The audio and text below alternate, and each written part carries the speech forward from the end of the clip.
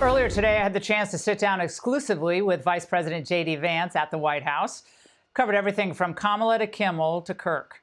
And, of course, the dangerous rhetoric Democrats continue to spew. As somebody who understands history, when I see ICE, I see slave patrols. Donald Trump's modern-day Gestapo is scooping folks up off the streets. They're in unmarked vans wearing masks. Folks getting snatched off the street by secret police who are wearing masks. These people are terrorizing our communities. Mr. Vice President, thanks for joining us tonight. Good to see you. Democrats have called ICE agents everything from slave patrols, kidnappers, and Nazis who are terrorizing communities. So we saw yet another shooting yesterday at an ICE facility. So what's your message to Democrats who keep spewing this type of violent rhetoric? Well, it's to look in the mirror and stop this craziness, or you're going to get somebody killed. In fact, I think a lot of them already have gotten somebody killed, namely my friend Charlie Kirk and a number of other folks as well.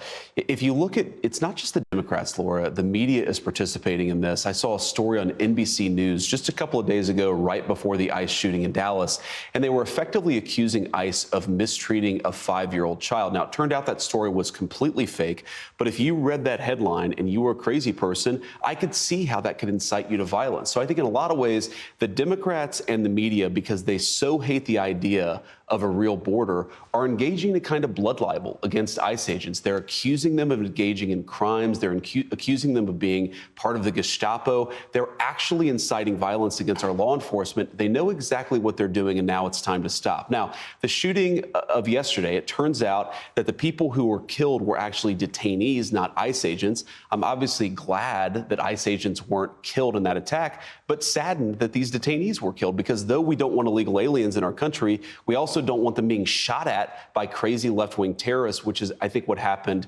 yesterday in Dallas. So all of this should have the left stepping back and saying, how can we actually contribute to a more reasonable conversation? Yes, we can criticize JD Vance's and Donald Trump's views on immigration, but we're not going to attack the law enforcement with libel and lies. We're going to make this a reasonable policy disagreement. I think that's how you tone down the rhetoric. Unfortunately, the Democrats show no willingness to do that. But again, if they don't stop, they're going to get more people killed.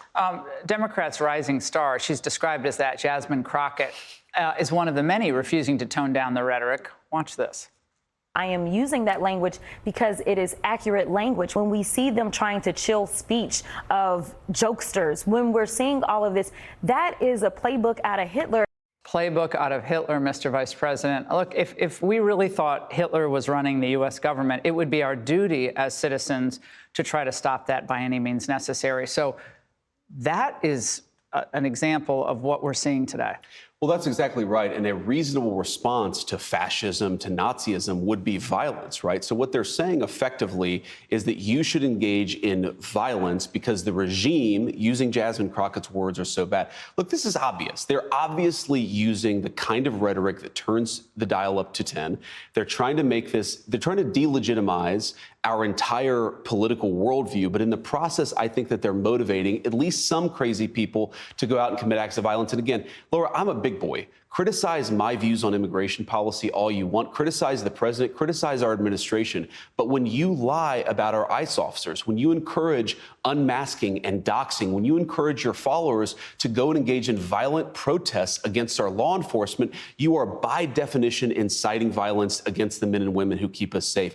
That's what really worries me. It's not the criticisms of me. It's the criticisms of the people on the ground who are just doing their job. They're trying to keep us safe. They're trying to enforce our border laws. And they are being treated by terrorists, by the Democrats and leadership in Washington, D.C. It's disgraceful, but more than that, it is inciting violence against our police officers, against our ICE officers. It's just got to stop. They're going to get more people killed. They've already gotten people killed. It's got to stop. On a cultural touchstone, which also seems to be having a lot of political implications, is the Jimmy Kimmel issue. His second night back on the air, he called Donald Trump a bully. For those who think I go too hard on Donald Trump, to the point where there are still a lot of people who think I should be pulled off the air for making fun of Donald Trump. So I want to explain that I talk about Trump more than anything because he's a bully. Donald Trump is an old-fashioned 80s movie-style bully.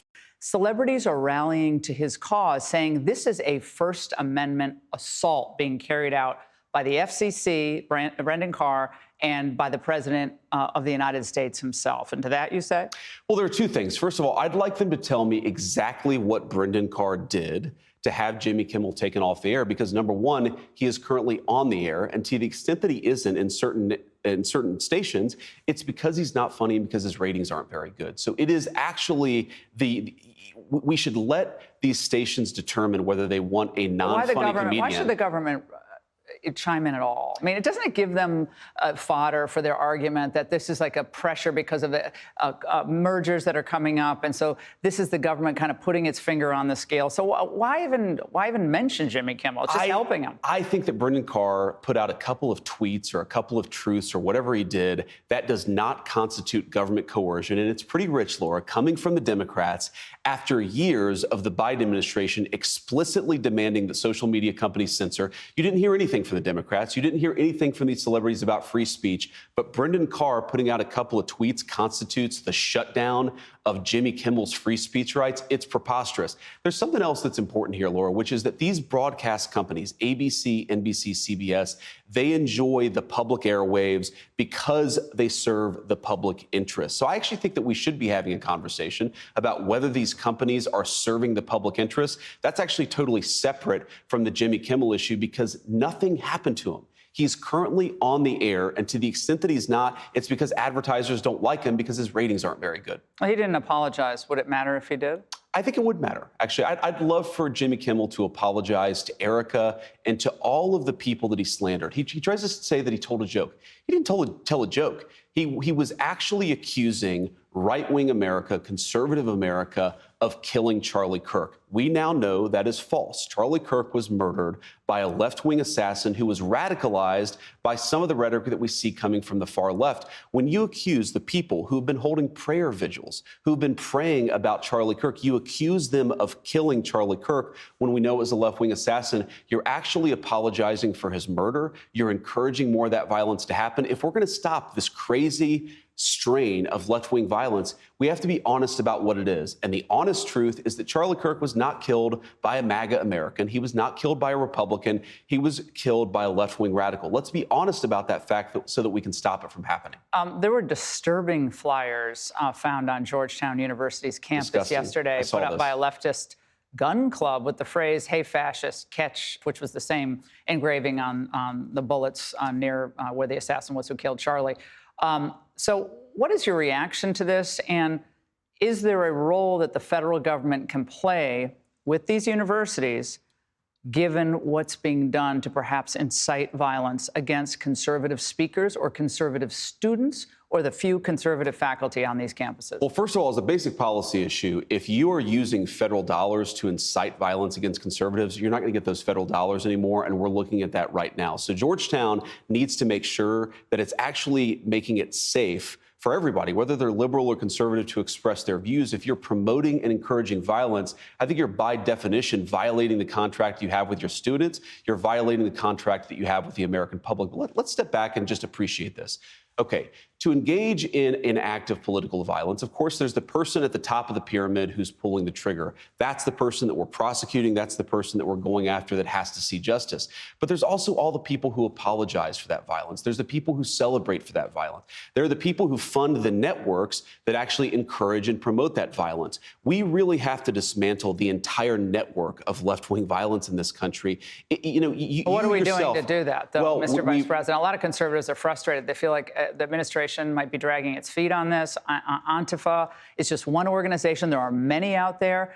But people want to see people go to jail for this. Well, first of all, people will go to jail for this. But the President of the United States has made very clear we're taking a whole of government approach to this. We're looking at the funding networks. We're looking at the people who are inciting violence. We're looking at the people who are promoting and encouraging violence. That takes time to do it the right way, Laura. We're going to make sure that we do this the right way. With First Amendment concerns. Of course, you have to protect people's First Amendment rights.